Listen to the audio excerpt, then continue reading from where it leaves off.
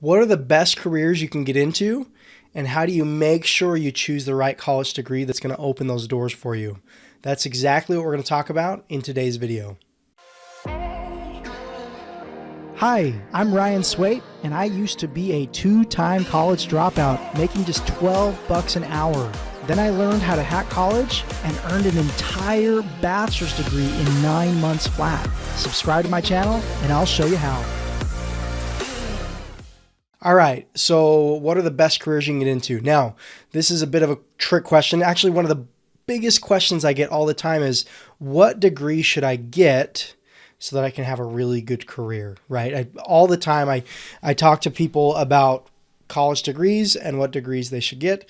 And my counter question is always, well, what do you like to do? What are you good at, right? Because what people are looking for is, when people are trying to get college degrees, they're generally looking for financial security, job security, things like that, right? But they're kind of looking for good jobs on paper instead of kind of evaluating what experience they have, what has their life been like thus far, what do they enjoy doing, what are they good at, things like that. Now, it's really important to ask yourself those questions while you're trying to decide what career you should go into, okay? Because if you're trying to choose the right degree and choose the right career on paper, there's a good chance that you're going to end up doing something that you don't enjoy. And that is not a good thing. I've seen close loved ones go to school for 4 to 6 years and then start their job out of college and then decide, I hate it, I don't like it. That's really sad. It's kind of a tragedy. And it's important to ask yourself, number one, what do you enjoy doing? Number two, what are you good at? What skills do you have to offer? What comes naturally to you?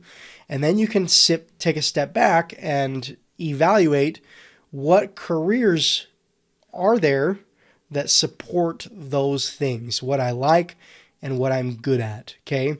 And then you can kind of evaluate and make a list of college degrees and careers that you can potentially get into. And then you go ahead and compare, okay, how much do jobs in these fields pay? What's job security like? Is unemployment high in these areas when the economy's bad? You can weigh all those options out. But the first thing you need to decide is, what are you good at? And what do you like doing? Because you want to make sure, and I will clarify, okay? Most people don't just love going to work every day. What do you enjoy well enough, okay? Because work, for a vast majority of people, work is still work, okay? It's not always a party, right?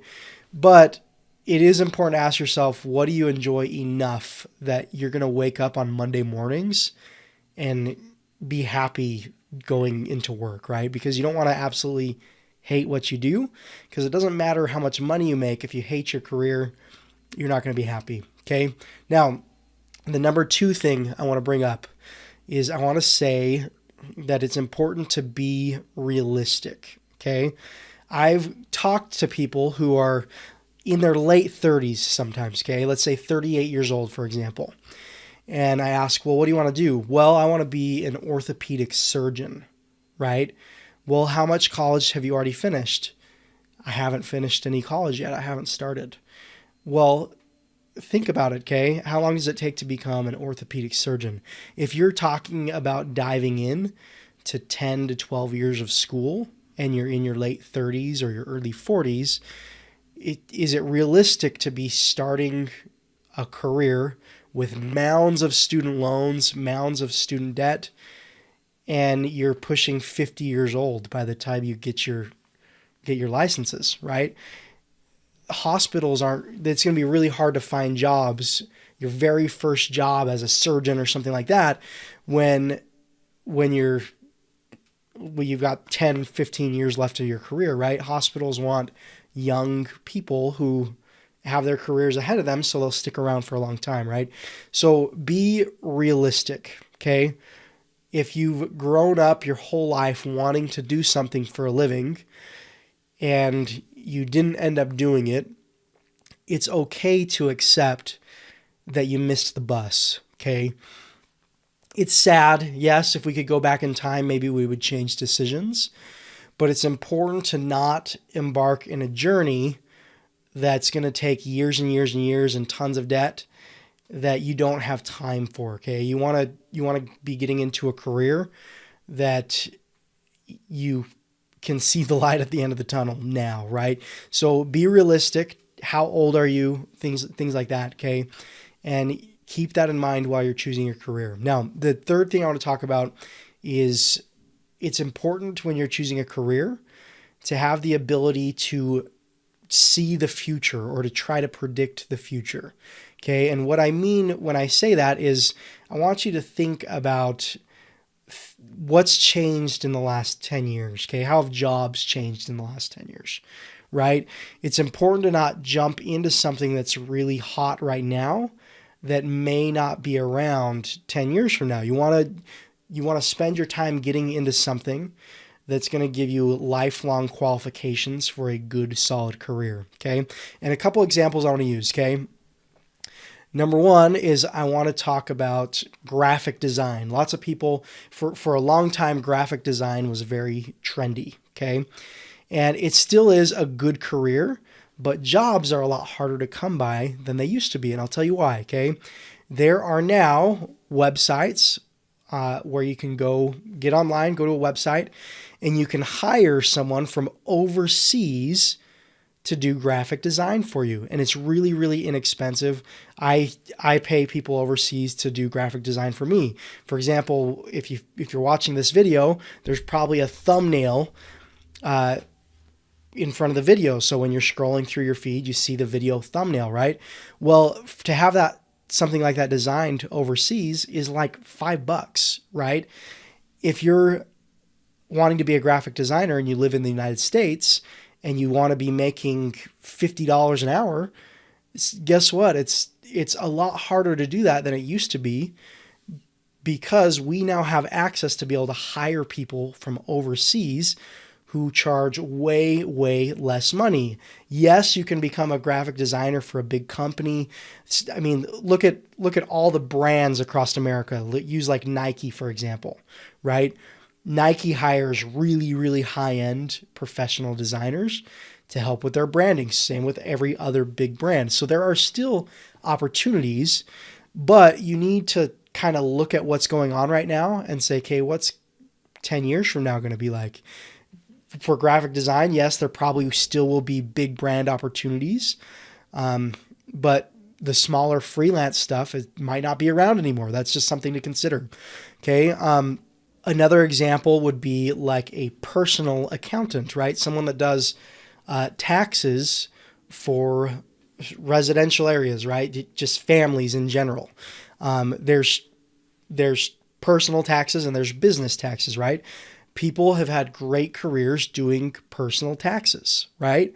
But now there are software companies like TurboTax or QuickBooks. You can literally pay $40 for their software and you can go through a series of questions and they ask you questions and you can do your taxes in like an hour or two, right? So personal accounting there aren't as much opportunities as there used to be in that field. Business accountants, there are always going to be business accountants, right? Because big companies need really smart accountants to find out how they can save money on taxes and things like that. But just open your eyes, look at what's happening in each industry, whatever industries you're interested in going into, and think, okay, what's this industry going to be like 10 years from now, right? These are really, really important things. There are really, really good career opportunities in so many different fields, okay? The next thing I want to talk about is you need to make sure you know exactly what you'll be doing in your future career on a day-to-day basis, okay? An example I'd like to use is becoming a lawyer and then becoming a judge, okay? Well, you might be picturing lawyers and stuff that you see on TV, and thinking that looks amazing. That's what I want to do. And let me clarify, like being a lawyer would be awesome, but it's important to take a step back and say, okay, what do they do on a day-to-day basis? What's an entry-level job being a lawyer like, right? Am I going to be doing paperwork for people who are suing insurance companies because they got in a car accident? Am I, let's say you want to become a judge, okay? There are lots of different levels of judges. There are the judges we see in these big federal cases on TV, and there are judges that sit in a room and deal with traffic violations, right? Like sit there and hear people's stories about why they shouldn't have received this speeding ticket, and then you have to review evidence and decide whether they should pay for a speeding ticket or not, right? There are so many different things to think about when choosing your career, but it's really, really important to not forget about the day-to-day. When you enter that career field, what are you going to be doing on a day-to-day basis? And is that something that you would like doing? Is it something that you would enjoy doing? Is it something that you could do for 10, 20, 30 years? So really take a step back and figure out what you'd be doing on a day-to-day basis. One thing that I want to point out is that job shadowing is really, really, really valuable, okay? If you decide, you know what, maybe I want to be an accountant, right? Go find an accountant and ask them if you can observe what they're doing for a day or two, right? And you can see what they're doing for a living, what they're doing for their career. Any field, right? If you want to be a doctor, follow a doctor around for a day. If you want to be an engineer, follow an engineer around for a day or for a week, okay? There are lots of really good people that if you ask them to tell you about their job, they could tell you about it and they could show you things that they do. Job shadowing is ultra important. It's a really valuable thing, and it's going to help you choose your career. Now, when you're thinking about, well, what college degree should I earn to get into these fields? Figure out what you want to do, and then what's the simplest way to open that door, right?